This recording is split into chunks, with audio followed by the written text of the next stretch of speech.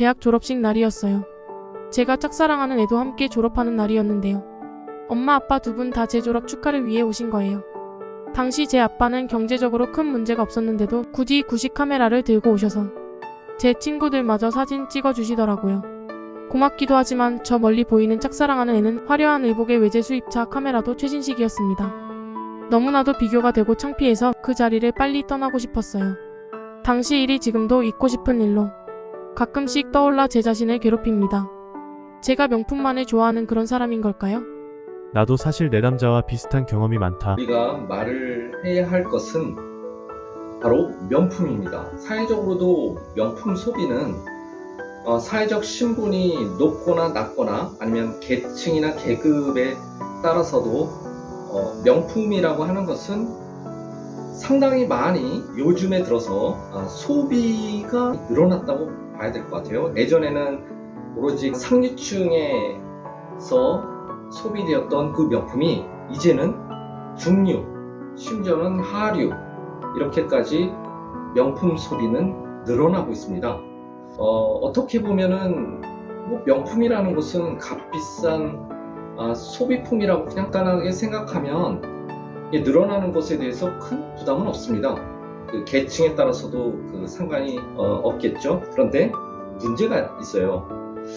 이 명품이라는 것을 긍정으로 봐야 될 것이냐 부정적으로 봐야 될 것이냐가 문제입니다.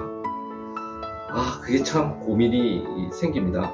명품이라고 하는 것은 긍정적으로 보면 한도 끝도 없이 긍정적일 수 있어요.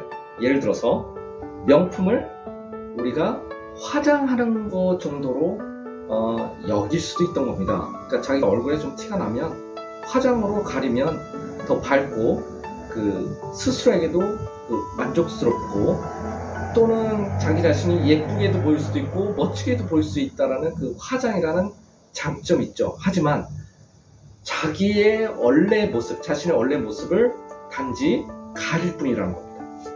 명품도 마찬가지죠. 명품이라고 하는 것은 자신의 경제적이든 자신의 모습이 바뀌지는 않아요. 명품을 산다고 해서 단지 가려지거나 아니면 자신이 상류층이라면 자신의 모습을 그대로 드러나면 상류층의 일치가 되는 효과, 기능, 역할이 있는 겁니다. 양극화된 계층 질서에서 부유한 이들뿐 아니라 쉬지 않고 일해야만 밥 먹고 사는 여유 없는 이들조차도 이런 일들은 자존심과 직결될 수 있다. 부모의 유산뿐만이 아니다. 주식, 부동산, 투자 등으로 갑자기 부자가 될 수 있을 정도로 경제적 신분 변동이 극심한 지금을 우린 살고 있다. 그러다 보니 자신의 부유함을 밖으로 드러내지 않으면 사회생활에서나 주변 지인들에게 무시받을 수 있다. 어떻게 보면 명품 소유는 자신의 신분을 꽁꽁 아무도 모를 정도로 숨기거나 자연스레 밖으로 드러내어 부자나 권력자들과 어깨를 나란히 하고 싶은 일치의 심리일 가능성이 높다. 유럽 국가들, 특히 과거 영국 사회에선 계층 계급 간의 이동이 극심했다고 한다. 이러한 상황에서 어떤 계층 계급인지를 명확히 드러내는데 명품이 한몫을 했다고 보인다. 명품은 단숨에 이들의 사회적 위상을 가늠하게 해준다.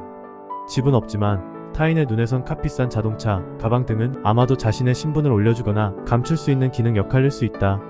그리고 어떻게 보면 신분에 맞는 명품 소비는 자신의 신분을 안팎으로 일치시킬 수 있다는 자기 정당성으로서 의미를 찾을 수 있다.